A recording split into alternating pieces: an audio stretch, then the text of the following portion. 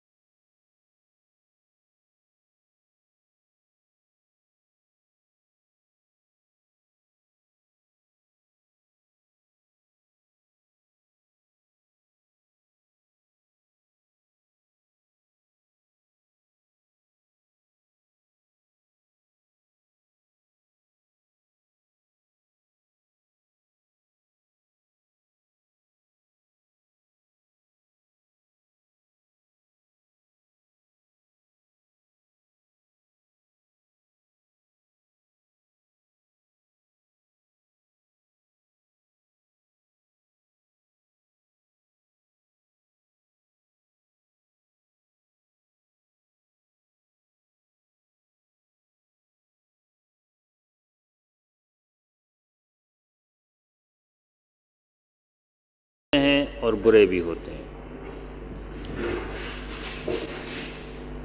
اور ہمارے نزدیک وہی کام اچھے ہیں جو اللہ تعالیٰ کو پسند ہیں، جن سے اس کی قربت نصیب ہوتی ہے اور جن سے زندگی کے بعد آنے والی زندگی میں اس کی رحمت اور مغفرت اور جنت اور انعامات حصے میں آتے ہیں۔ لیکن سارے اچھے اعمال ایک درجے کے نہیں ہوتے۔ کچھ اعمال زیادہ اللہ تعالیٰ سے قریب کرنے والے ہوتے ہیں، زیادہ اس کو محبوب ہوتے ہیں، زیادہ اس نے تاکید فرمائی ہے۔ اسی لیے فقہ کی زبان میں اعمال کو فرائض اور سنن اور نوافل اور مستحبات اور مباح کے مختلف اصطلاحات کے ذریعے مختلف درجوں میں تقسیم کیا جاتا ہے۔ ایک حدیث میں بھی آتا ہے کہ سب سے بڑھ کر تو اللہ تعالیٰ سے قربت کا ذریعہ ان فرائض کو ادا کرنا ہے جو اس نے اپنے بندوں پر عائد کر دیے ہیں۔ فرائض کی ادائیگی سے بڑا اور کوئی راستہ نہیں ہے، اور اس کے بعد جب بندہ وہ کام بھی کرنے لگتا ہے کہ جو فرض نہیں کیے گئے ہیں، تو پھر وہ قربت کی آخری منزلیں بھی طے کر لیتا ہے۔ تو اعمال میں درجات ہیں، سب اعمال ایک درجے کے نہیں ہیں۔ قرآن مجید اور نبی کریم صلی اللہ علیہ وسلم دونوں نے مختلف طرح اس بات کو کھول کے واضح کر کے بیان کیا۔ سب سے بڑا عمل تو ایمان کا عمل ہے۔ ایمان کے معنی اللہ کو ماننا، اللہ کے ساتھ وفاداری کا عہد کرنا، اپنے آپ کو اللہ کے سپرد کر دینا، اور پوری زندگی میں اللہ سے اس عہد کو وفا کرنے میں لگے رہنا۔ اس کے ساتھ ساتھ اعمال میں جس عمل کا بہت اونچا درجہ ہے وہ جہاد کا عمل ہے۔ جہاد کے معنی ہے کوشش کرنے کے، مقدور بھر کوشش کرنے کے، اور اس لحاظ سے جہاد کے معنی تو بہت وسیع ہیں۔ ہر وہ کام جو اللہ سے قریب ہونے کے لیے کیا جائے وہ جہاد ہے۔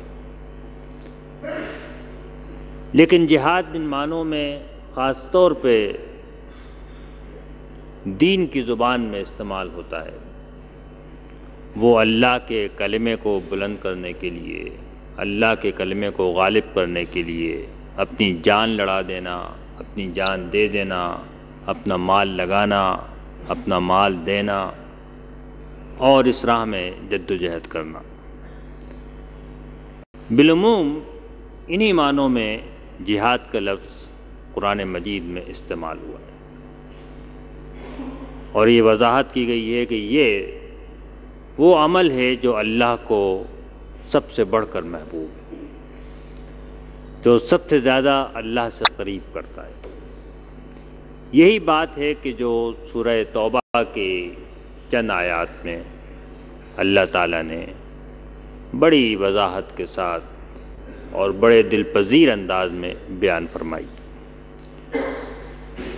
فرماتا ہے کہ اعوذ باللہ من الشیطان الرجیم، بسم اللہ الرحمن الرحیم، اجعلتم سقایۃ الحاج و عمارۃ المسجد الحرام کمن آمن باللہ والیوم الآخر وجاہد فی سبیل اللہ لا یستوون عند اللہ واللہ لا یہدی القوم الظالمین۔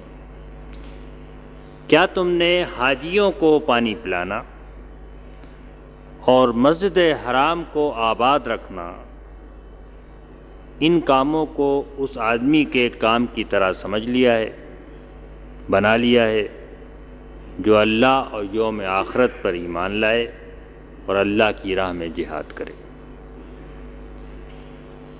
یہ اللہ کے نزدیک برابر نہیں ہیں، نہیں ہو سکتے، اور اللہ ان کو صحیح راستے پہ نہیں لگاتا جو ظلم کرنے والے ہیں۔ اس میں دو قسم کے اعمال کا موازنہ کیا گیا ہے۔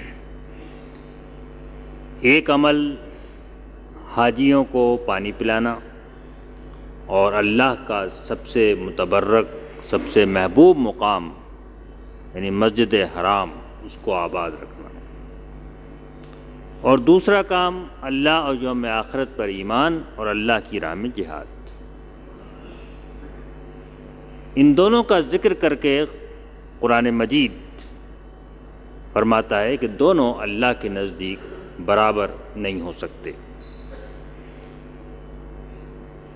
اگر آپ غور کریں تو پہلے قسم کے جو اعمال ہیں وہ بھی کوئی معمولی درجے کے اعمال نہیں ہیں۔ مسکین کو کھانا کھلانا، پیاسے کو پانی پلانا، ننگے کو کپڑا پہنانا، یہ بہت اونچے درجے کے اعمال ہیں۔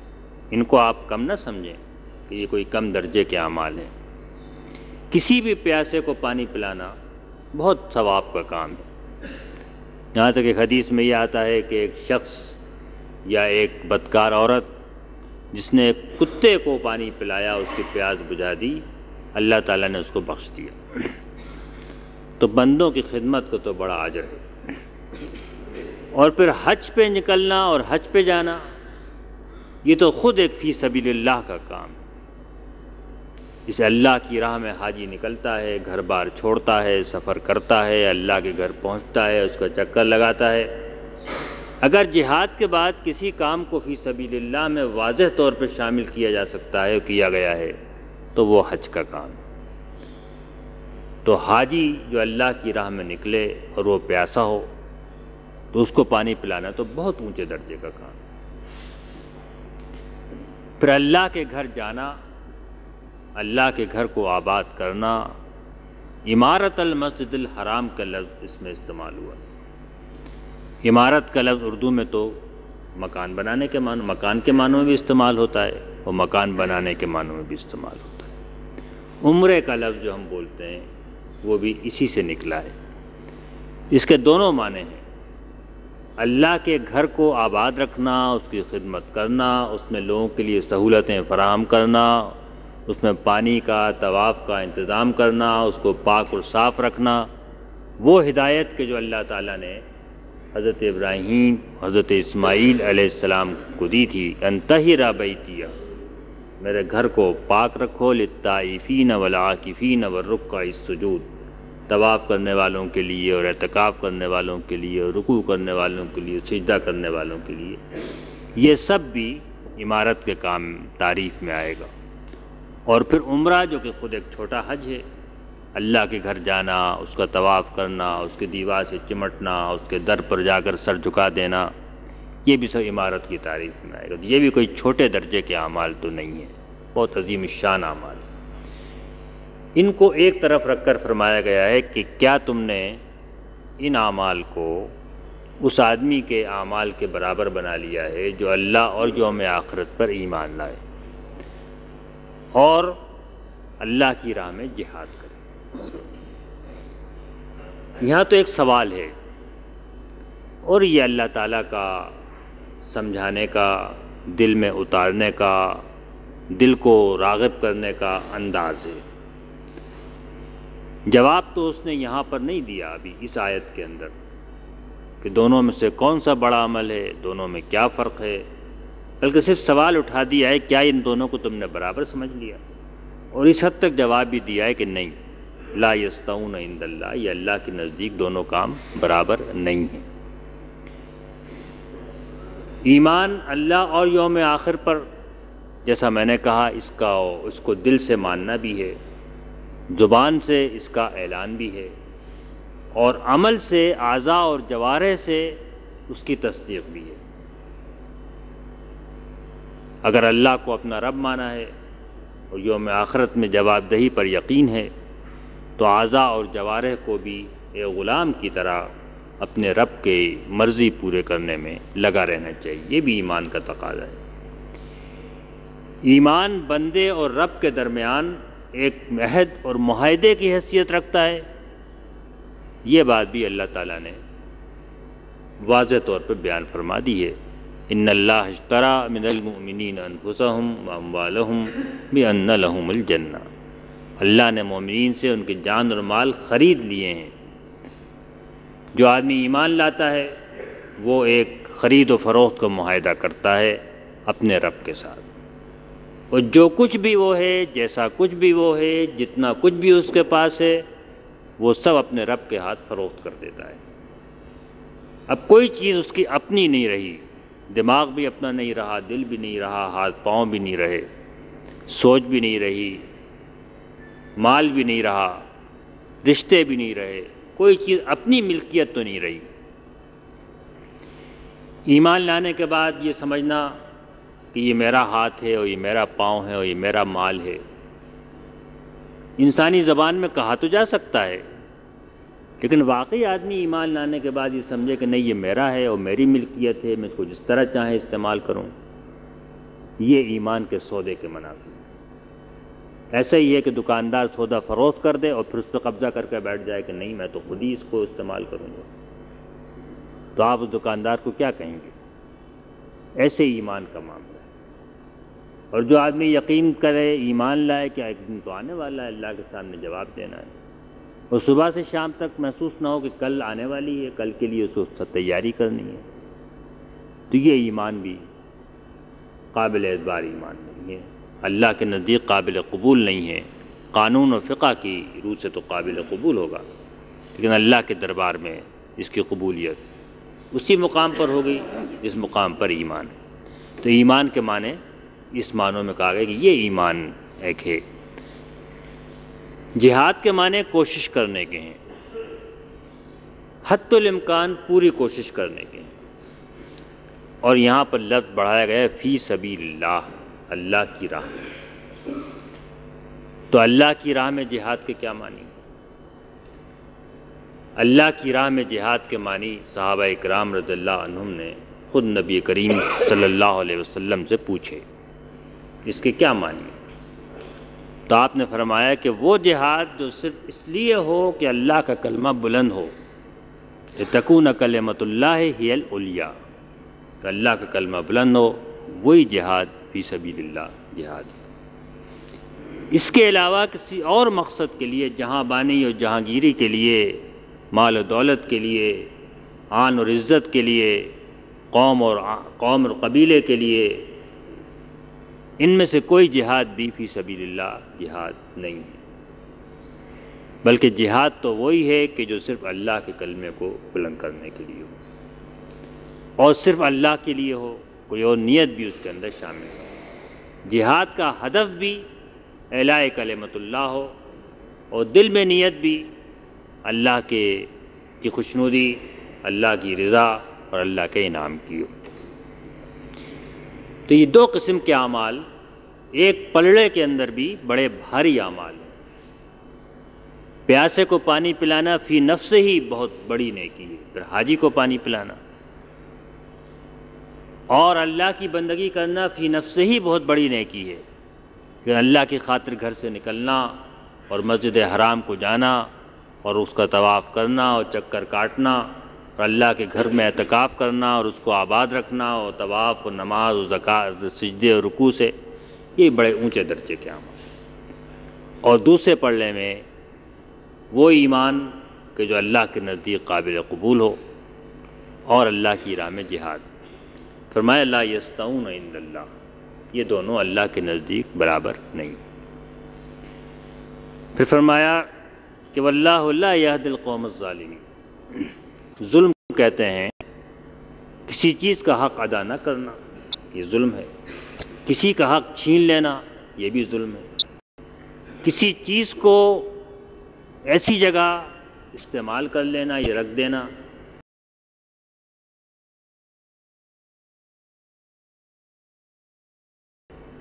جو کہ اس کا حق نہیں ہے، یہ بھی ظلم ہے۔ تو جو لوگ اعمال میں فرق نہ کریں،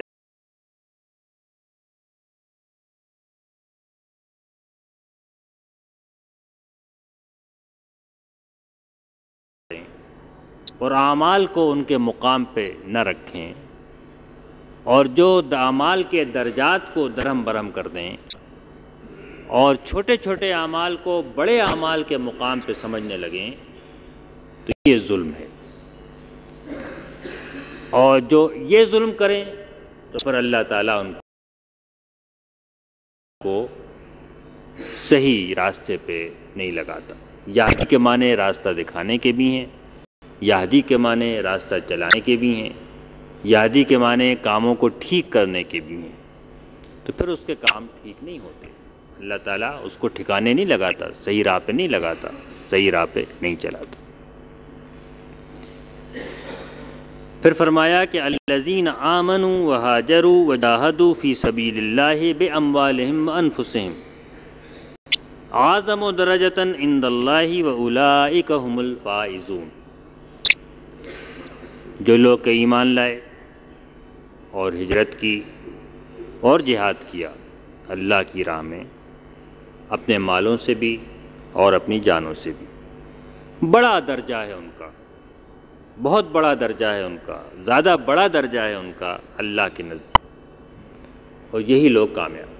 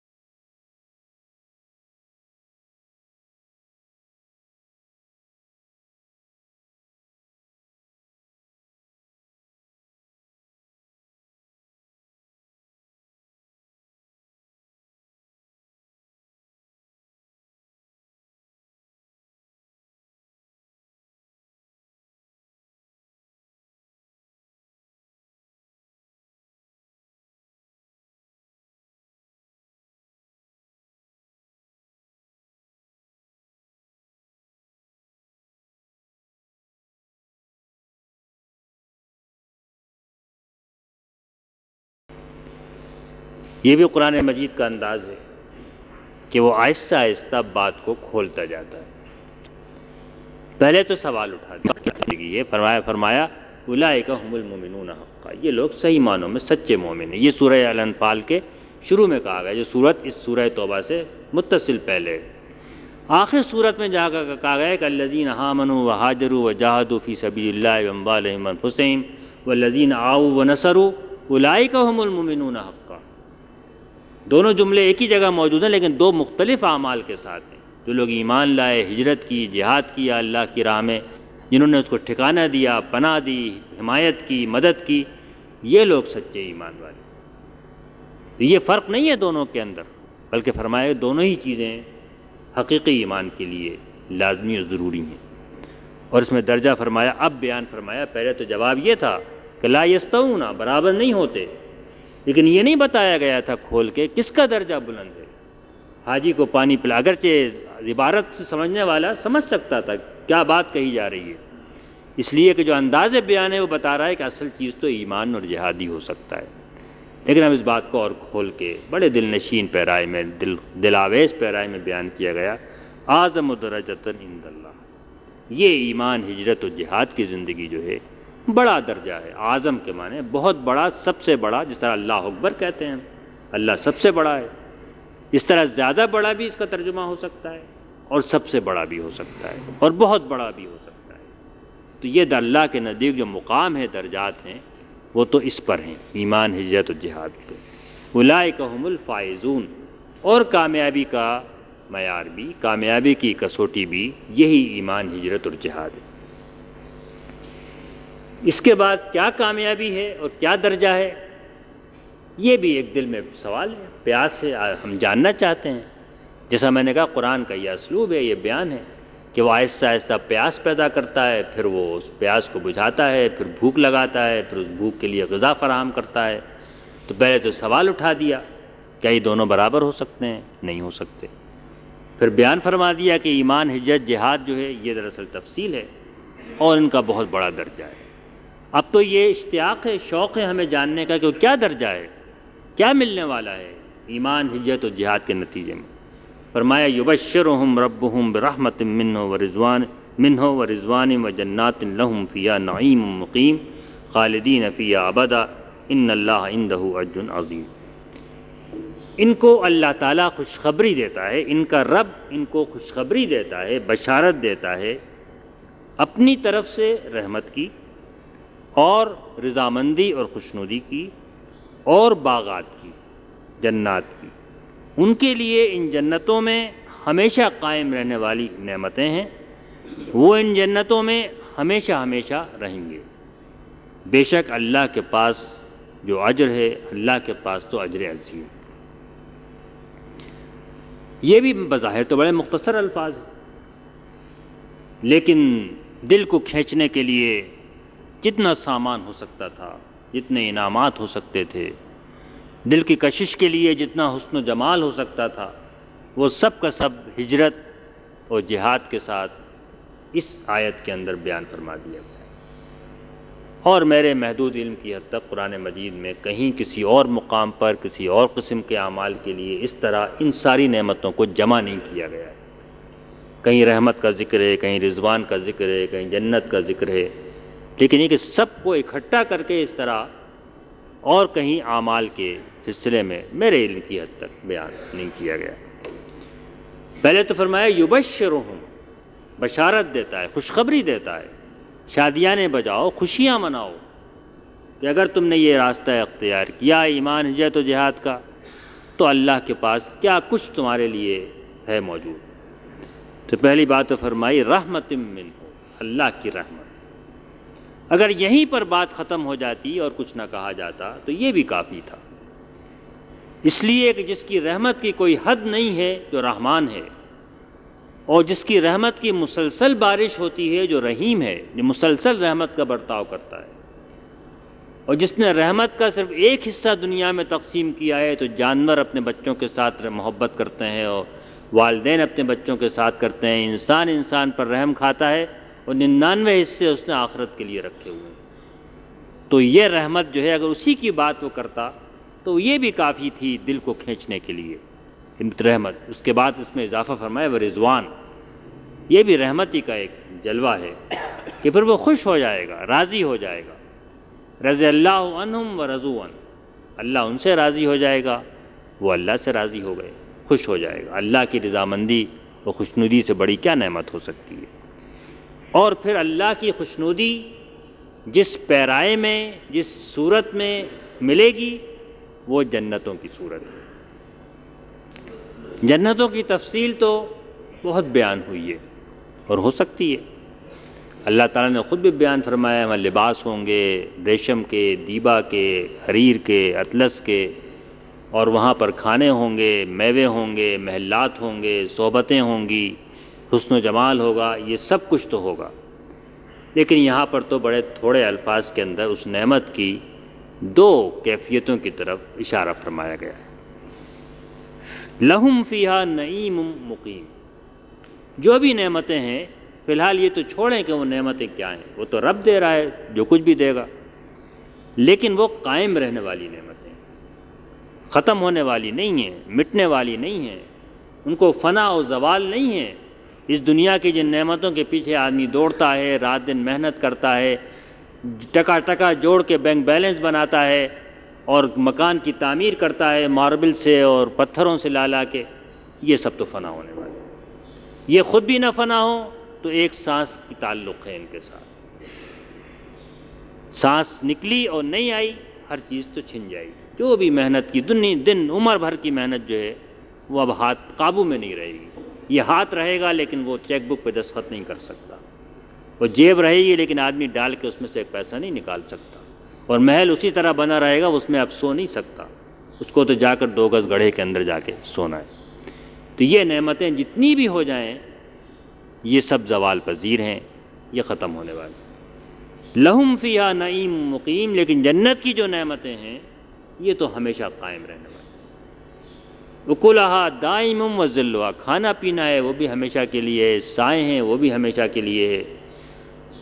اور فرما دیا جائے گا کہ اب موت نہیں آئے گی الا الموتۃ الاولیٰ، سوائے پہلی موت کے، اب موت نہیں ہے، موت ختم ہو گئی۔ موت تو اسی زندگی کے ساتھ ہے، موت کا خطرہ جو سر پہ منڈاتا رہتا ہے، سب کچھ چھین کے لے جاتا ہے، وہ اب خطرہ ٹل گیا۔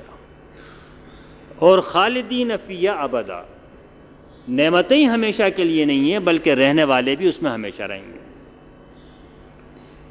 دنیا ہمیشہ کے لیے نہیں ہے، لیکن جب انسان مر جاتا ہے تو چاند اسی طرح چمکتا ہے، سورج اسی طرح روشن ہوتا ہے، پرندے اسی طرح چہچہاتے ہیں، کھیتیاں اسی طرح اگتی ہیں، کھانے اسی طرح میز پہ لگائے جاتے ہیں، بستر اسی طرح آراستہ ہوتے ہیں، لیکن آدمی تو نہیں رہنے والا موجود، وہ چلا گیا۔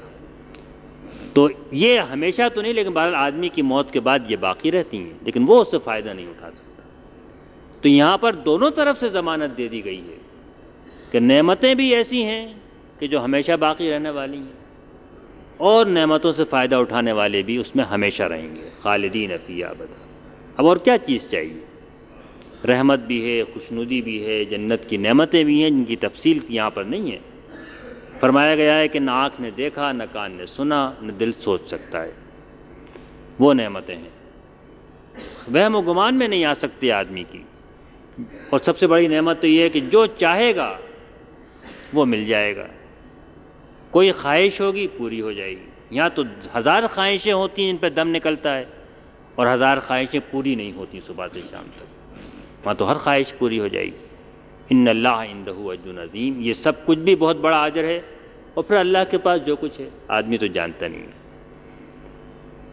تو یہ دراصل چند آیات جو ہیں یہ دین میں مختلف اعمال کے درمیان جو درجات ہیں ان میں سے ایمان، ہجرت اور جہاد کے درجے کو واضح کرتی ہیں، اور بتاتی ہیں کہ اللہ کے ساتھ عہد وفاداری کا باندھنا، اللہ کے ہاتھ اپنے آپ کو بیچ دینا، اللہ کے ہاتھ اپنے آپ کو فروخت کر دینا، اور اللہ سے اس عہد کو نبھانا۔ جو عہد کر لیا، جو وعدہ قول و قرار ہو گیا، جو 2 بول بول دیے، جب اس نے پوچھا کہ الستُ بربکم، تو ہم نے کہا بلا، ہاں تو ہی ہمارا رب ہے۔ جب اس نے کہا کہ ایمان لاؤ، تو ہم نے کہا سمعنا واطعنا، ہم سنیں گے اور اطاعت کریں گے۔ تو یہ جو عہد باندھ لیے ان کو پورا کرنا، ان کو وفا کرنا، اور اس عہد میں سب سے بڑا عہد یہ ہے کہ اس کی خاطر جان لڑا دینا، اس کی راہ میں اپنا سب کچھ دے دینا، مال لگانا، جان لگانا، محنت کرنا، جہاد کرنا۔ یہ وہ اعمال ہیں جو اللہ کے نزدیک سب سے بلند اور اونچے درجے کے اعمال ہیں۔ یہ اعمال کے درمیان درجات کو سمجھنا اور اعمال کے درمیان جو تفاوت ہے اس کو سمجھنا، اور ان اعمال کو زیادہ وزنی سمجھنا، زیادہ توجہ دینا جو اللہ کے نزدیک زیادہ وزنی ہے۔ کوئی عمل بھی جو اس کو محبوب ہے وہ بے قیمت نہیں ہے، پھر بھی اعمال کے درمیان تفاوت ہے۔ یہ دین کی راہ پہ چلنے کے لیے بڑا ضروری اور بڑا اہم مقام ہے۔ آپ سب جانتے ہیں کہ ہمارا ایک طریقہ یہ ہے کہ جہاں پر فرض پڑھتے ہیں وہاں پر سنت نہیں پڑھتے، تھوڑا سا ہٹ جانا۔ اس کے مختلف وجوہات لوگوں نے بیان کی ہیں تاکہ یہ معلوم ہو کہ جماعت ٹوٹ گئی اور لوگ الگ الگ ہو گئے، اور مختلف وجوہات علماء نے بیان کی ہیں۔ حدیث میں آتا ہے کہ مسجد نبوی میں ایک دفعہ لوگ جہاں فرض پڑھے تھے وہیں پر سنت نفل پڑھنے کھڑے ہو گئے۔ حضرت عمر رضی اللہ عنہ نے فرمایا کہ پچھلی قومیں اس کی وجہ سے تباہ ہو گئیں، تو حضور نے صلی اللہ علیہ وسلم اس کی آپ نے تصویب کی، تائید فرمائی، اس کو صحیح قرار دیا،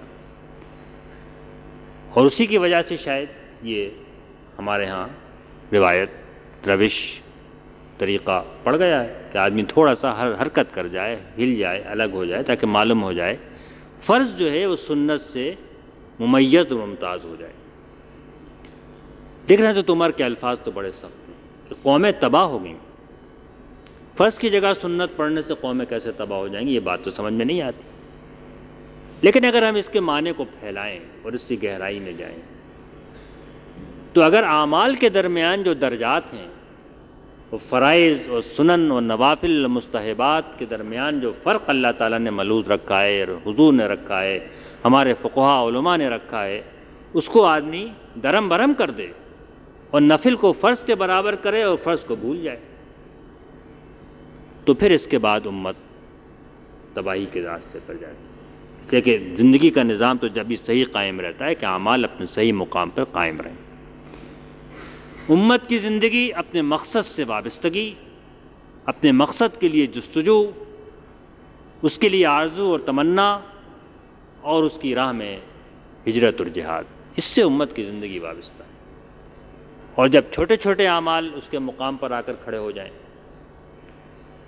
آدمی 20 عمرے کرے اور پڑوس کے اندر ایک بیوہ اور یتیم ہو، اس کی خبر گیری نہ کرے جو فرض ہے، مسکین کو کھانا نہ کھلائے کہ جو قرآن مجید میں ایمان کے درجے کا فعل قرار دیا گیا ہے،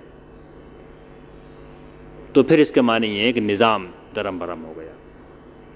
ایک بزرگ کے الفاظ میں، جب شیطان اس بات سے مایوس ہو جاتا ہے کہ وہ کسی آدمی سے غلط کام کرائے، تو پھر وہ اس کو اعلیٰ درجے کے کاموں سے غافل کر کے نیچے درجے کے کاموں کے اندر مشغول کر دیتا ہے۔ دعوت کا کام فرض ہے، ایک آدمی بھی اگر ہدایت کی راہ پہ آ جائے تو اس کی اور اس کے آنے والی نسلوں کی اور اس سے جہاں بھی خیر پھیلے گا، نماز، روزے، زکوٰۃ، حج، نیک اعمال، سب کا ثواب ملے گا۔ الدال علی الخیر کفاعلہ، آپ 1000 نفل بھی پڑھیں تو وہ ثواب نہیں مل سکتا جو کہ اس طریقے سے مل سکتا ہے۔ اس کا بڑا اونچا درجہ ہے۔ جہاد کا جو مقام ہے وہ تو یہیں آپ کو واضح ہو گئے۔ تو شیطان پھر یہ کرتا ہے کہ چھوٹے چھوٹے اعمال میں آدمی کو مشغول کر دیتا ہے، اور بڑے بڑے جو درجات ہیں، بڑے بڑے جو سرمایہ کاری ہے، جہاں آدمی اپنے وقت کی سرمایہ کاری انویسٹمنٹ کر سکتا ہے، جہاں اپنی صلاحیتوں اور قوتوں اور مال کا انویسٹمنٹ کر سکتا ہے، وہ لگا سکتا ہے اس کاروبار میں، اس سے اس کو غافل کر دیتا ہے۔ جس تجارت کے بارے میں اللہ تعالیٰ نے فرمایا کہ هل ادلکم علی تجارۃ تنجیکم من عذاب علیم، میں تمہیں تجارت بتاؤں نا، آؤ، اس سے تو آدمی غافل ہو جاتا ہے اور ان تجارتوں میں لگا رہتا ہے جو چھوٹے چھوٹے درجے کی تجارت، اور اعمال کے اندر بھی ان کو زیادہ وزن دیتا ہے۔ ناپ تول کے دیکھتا ہے کہ یہ آدمی کہاں تک ایمان اسلام کے معیار پہ اترتا ہے، دل میں جھانک کے نہیں دیکھتا کتنا ایمان دل کے اندر راسخ ہے۔ تو یہ وہ چیز ہے کہ جو اللہ تعالیٰ نے ہمارے اوپر واضح فرما دی، اور انہی اعمال کے مدارج کو پیش نظر رکھنا، اور اس میں ایمان، ہجرت اور جہاد جس کا ذکر کہ اس میں کیا گیا ہے، اور جس کے اوپر کے رحمت اور اللہ کی رضا اور جنتوں کی بشارت دی گئی ہے، یہی دراصل وہ مطلوب اور محبوب ہونا چاہیے سارے اعمال میں۔ سب سے بڑھ کر اس کی فکر کرنا چاہیے، اس کی تلاش ہونا چاہیے، اس کی جستجو ہونا چاہیے۔ اللہ تعالیٰ مجھے اور آپ کو عمل کی توفیق عطا فرمائے۔ وآخر دعوانا ان الحمد للہ رب العالمین۔ وقت ہے؟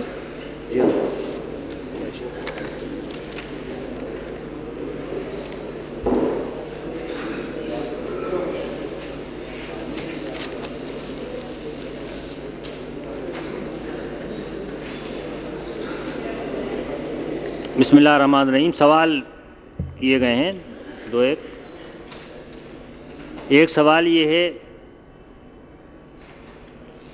کہ کیا اس وقت جب کہ امت مسلمہ کو جہاد کے لیے مال کی اشد ترین ضرورت ہے، عارضی طور پر عمرہ اور حج کو ترک کر کے جہاد میں مال صرف کرنا زیادہ فضیلت کا باعث ہوگا؟ اگر حج فرض ہے تو حج ادا ہونا چاہیے۔ نماز چھوڑ کے آدمی نہیں جہاد کرے گا، حج چھوڑ کے جہاد نہیں کرے گا۔ لیکن اگر نفل ہے تو میری اپنی رائے میں جہاد کے اوپر مال خرچ کرنا زیادہ ثواب کا باعث ہوگا، واللہ اعلم بالصواب۔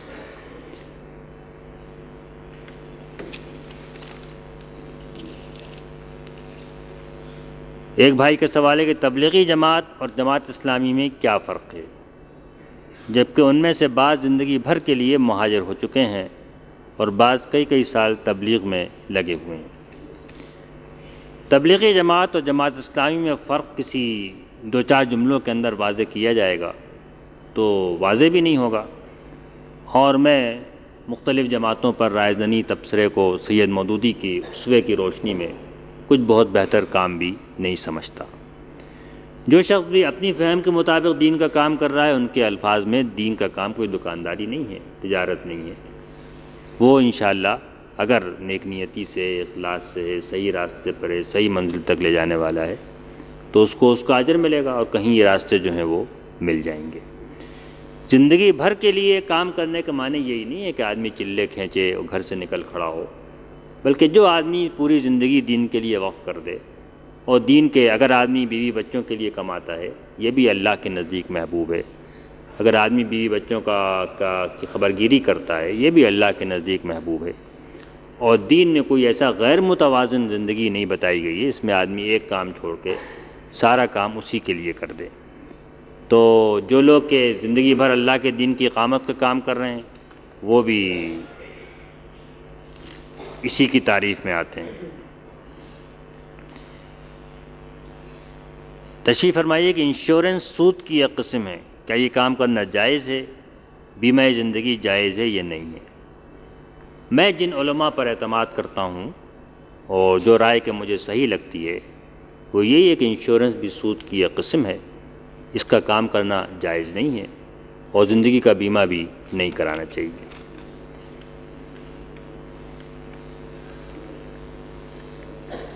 قرآن مجید پڑھنا ہی ضروری ہے، یہ سمجھنا ضروری ہے۔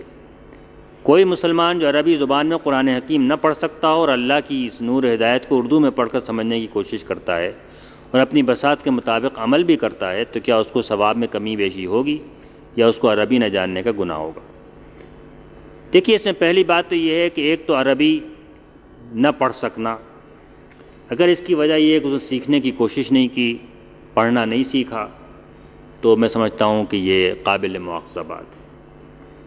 اور ہر آدمی کو عربی پڑھنا، قرآن مجید کو پڑھنا سیکھنا یہ تو ضروری ہے۔ عربی زبان جاننا سمجھنا تو ضروری نہیں ہے فرض لوگوں پر، لیکن یہ قرآن مجید کو پڑھ سکنا یہ تو آدمی کو سیکھنا چاہیے۔ اگر وہ کتاب دیکھ کے نہ بھی پڑھ سکتا ہو تو زبانی یاد ہو، یہ بھی ہو سکتا ہے۔ اندھے جو ہیں وہ کتاب نہیں پڑھ سکتے ہیں لیکن پورا قرآن مجید ان کو زبانی یاد ہوتا ہے۔ قرآن مجید کو عربی میں پڑھنا ہی قرآن مجید کا پڑھنا ہے، ترجمہ پڑھنا قرآن مجید پڑھنا نہیں ہے۔ ترجمہ قرآن مجید کا بدل نہیں ہو سکتا، کوئی ترجمہ بھی انسان کا کلام ہے، جو اس نے فہم ہے انسان کی اللہ کے کلام کی، اور اصل کلام تو عربی زبان میں ہی ہے، اور زبان کے اندر سے معنی نہیں ہے، بلکہ اللہ کے کلام میں اور بہت ساری برکات ہیں، بے شمار برکات ہیں جن کا میں احاطہ نہیں کر سکتا۔ اس لیے عربی زبان میں پڑھنا، سمجھنا، کتاب دیکھ کے نہ پڑھے، زبانی پڑھنا، سن کے یاد کر لینا، یا عربی زبان میں ہی قرآن پڑھا جا سکتا ہے، نماز میں تو پڑھتا ہی ہے آدمی، لیکن عربی زبان نہ جاننے کا کوئی گناہ، اگر زبان جاننے سے مطلب آپ کو سمجھنا ہے تو اس پہ کوئی گناہ نہیں ہے، اس لیے کہ یہ اللہ تعالیٰ نے جو چیز فرض نہیں کی ہے، لازم نہیں کی ہے، اس پہ کوئی گناہ نہیں ہو سکتا۔ ایک سوال ہے کہ سورہ توبہ میں بسم اللہ الرحمن الرحیم کیوں نہیں؟ اس کی وجوہات بتا کر شکریہ کا موقع دیں۔ میری نظر میں پہلی وجہ، اور جو میرے نزدیک کافی ہے، وہ تو یہ ہے کہ اللہ کے رسول صلی اللہ علیہ وسلم کی ہدایت کے مطابق صحابہ کرام نے جب اس قرآن مجید کو جمع کیا تو انہوں نے یہاں پر بسم اللہ کے لیے کوئی روایت نہیں پائی، نہیں لکھی۔ یہ میرے نزدیک بالکل کافی وجہ ہے۔ کسی حکم کے بارے میں سود کیوں حرام ہے، سور کیوں حرام ہے، شراب کیوں منع ہے، میرے نزدیک تو اتنی دلیل کافی ہے کہ اللہ کا حکم ہے اور اللہ نے ایسا کیا، تو وہ فوائد بھی آدمی بیان کر سکتا ہے۔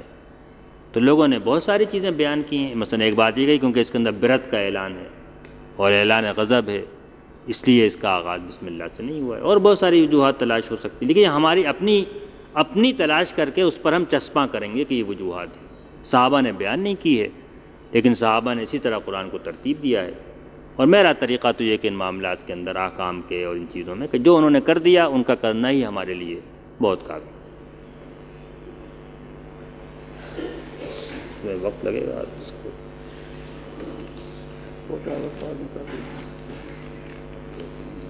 ایک بھائی کا سوال یہ ہے کہ کیونکہ یہ نشست آپ کے ساتھ تربیتگاہ کی آخری نشست ہے، اس لیے اگر اپنا تفصیلی تعارف اور سابقہ تحریکی ذمہ داریوں سے آگاہ فرمائیں تو مہربانی ہوگی۔ نام تو آپ کو میرا معلوم ہے، سن 32 کی میری پیدائش ہے، وسط ہند کی ایک چھوٹی سی مسلمان ریاست بھوپال نام کی تھی، وہاں ہماری پیدائش ہوئی ہے۔ والدین کا تعلق سہارنپور، لدھیانہ، لائل پور، فیصل آباد ہوتا ہے، سرگودا، پورے مشرقی شمالی یو پی اور پنجاب کے علاقوں سے میرے والدین کا تعلق رہا ہے۔ میں نے سن 52 میں کراچی یونیورسٹی سے NED انجینئرنگ کالج سے سول انجینئرنگ میں BSc کی ڈگری لی، اور سن 58 میں امریکہ سے یونیورسٹی آف منیسوٹا سے MSc سول انجینئرنگ میں کیا۔ اس کے بعد میں پاکستان میں نے کراچی میں NED کالج میں پڑھایا بھی ہے، اور امریکہ سے آنے کے بعد میں پاکستان کی ایک مشہور کمپنی ہے ایسوسیٹڈ کنسلٹنگ انجینئرز، جس نے یہ راول ڈیم بنایا ہے، خانپور ڈیم بنایا ہے، ہب ڈیم بنایا ہے، کالا باغ ڈیم کا ڈیزائن کیا ہے، اب یہ جو اور ڈیم بن رہے ہیں بھاشا ڈیم وغیرہ سب میں وہ کمپنی کام کر رہی ہے۔ میں نے اس کمپنی کے ساتھ کام کیا، اور مشرقی پاکستان میں ڈھاکے میں اس کمپنی کا جنرل مینیجر، چیف انجینئر، اور اس کے بعد ریزیڈنٹ ڈائریکٹر کے طور پہ میں کام کرتا رہا جب تک کہ ڈھاکہ باقی رہا۔ اس کے بعد پھر مجھے کمپنی نے ایران بھیج دیا، وہاں پر بھی میں کمپنی کے ڈائریکٹر کے طور پہ کام کرتا رہا تہران میں، پھر ریاض بھیج دیا، میں ریاض میں بھی ڈائریکٹر کے طور پہ کام کرتا رہا، اور اس میں مجھے حرم شریف کی توسیع کا جو منصوبہ ہے اس کے آخری دور میں کوئی تھوڑا بہت کام کرنے کا اس میں ہی موقع مل گیا۔ اس کے بعد میں نے 77 میں انجینئرنگ کا پیشے کو چھوڑ دیا، خیر بات کہہ دی۔ تحریکی میری زندگی یہ ہے کہ میں سن 48 میں تحریک سے متاثر ہوا، پاکستان آنے سے پہلے، پاکستان آنے کے بعد میں جمعیت میں کام کرتا رہا، 51-52 میں جمعیت کا ناظم اعلیٰ تھا، اور اس کے بعد پھر میں نے رکنیت کی درخواست دی، لیکن جماعت نے کچھ اور ذمہ داریاں ایسی لگا دیں جن کے لیے رکن نہ بننا ان کے نزدیک زیادہ مناسب تھا۔ پھر میں امریکہ چلا گیا۔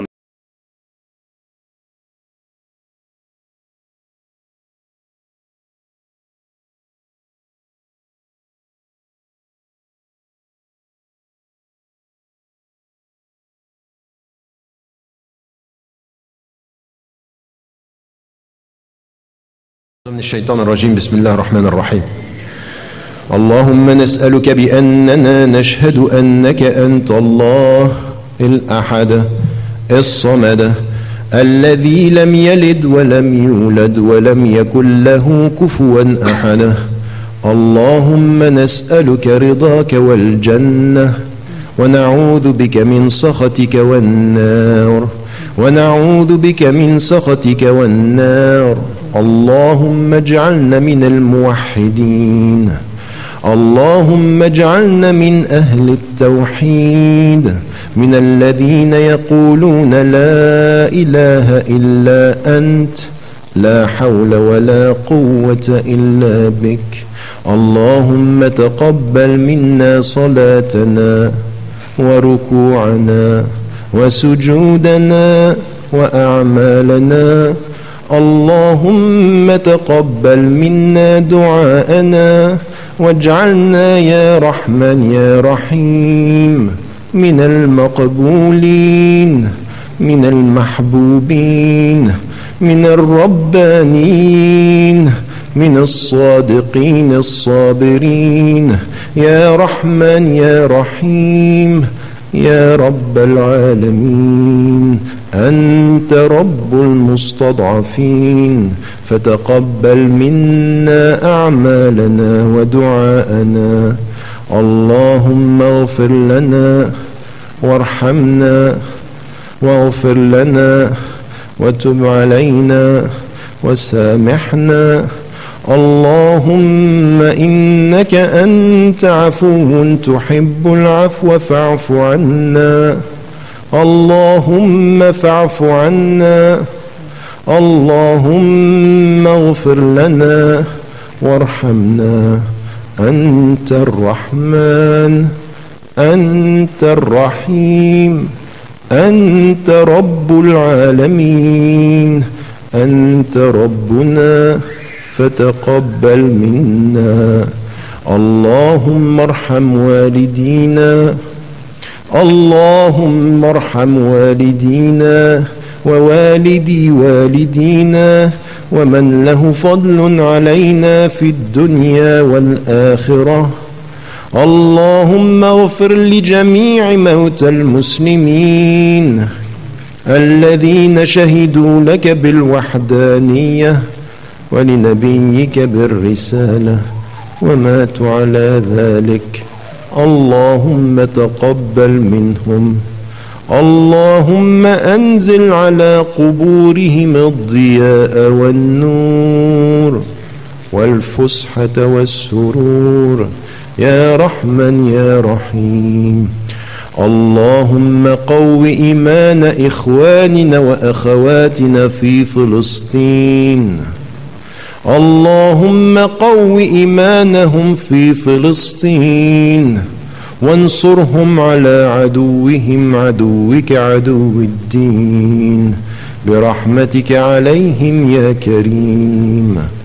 اللهم قو إيمانهم في فلسطين وفي الشيشان وفي أفغانستان وفي المغرب وفي الجزائر وفي تونس وفي مصر وفي السودان وفي الكشمير وفي كل أرض وكل ميدان يا رحمن يا رحيم. تقبل منهم وثبت أقدامهم وأدخلهم الجنة مع الأبرار والصديقين والشهداء ورسلك الكرام يا رحمن يا رحيم. اللهم قو إيمانهم في السجون وتحت التعذيب إنهم مظلومون. اللهم عليك بأعدائنا أعدائك أعداء الدين وانصر الإسلام والمسلمين وأعل بفضلك كلمة الحق والدين يا رحمن يا رحيم يا ودود يا حليم يا رب العالمين. اللهم انصرنا على أنفسنا وطهر قلوبنا وثبت أقدامنا وتقبل منا واجعلنا من الصابرين. اللهم ألف بين قلوبنا واجعلنا يا رحمن يا رحيم إخوة في سبيلك. اللهم اجعلنا إخوة في سبيلك ووحد صفوفنا ووحد صفوفنا.